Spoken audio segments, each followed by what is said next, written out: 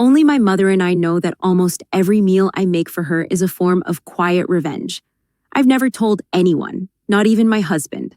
But tonight I did it again. And honestly, I'm feeling a little giddy because it worked so perfectly. I know it's petty, maybe even awful, which is probably why I've kept this to myself all these years. But growing up, my mom always singled me out for punishment, never my siblings. She tried convincing my dad to discipline me physically, but he refused. He'd grown up in an abusive household himself and promised never to repeat that cycle. So instead, my mom found another way to get to me: food. Every time she was upset with me, she'd cook something extremely spicy, knowing full well it made me sick. I'd get horrible stomach cramps, sometimes even worse.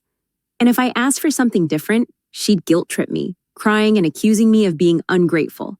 By the time I turned 16, I was cooking dinner a couple of times a week.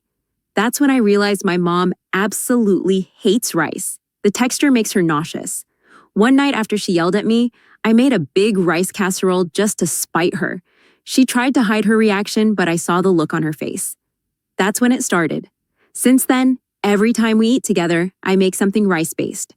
Stir fry, risotto, stuffed peppers, you name it. And when she tries to decline, I pull the same emotional manipulation she used on me for years. "But you always eat it, Mom. Are you upset with me or something?" I'll say sweetly, especially if my dad or husband is in the room. She never dares call me out in front of them. I'm 26 now, and I still do it. Every single time we sit down for a meal, watching her pick at her food and try to swallow bites of a dish she loathes, it's become my own quiet justice. And honestly, it's the most satisfying part of my week.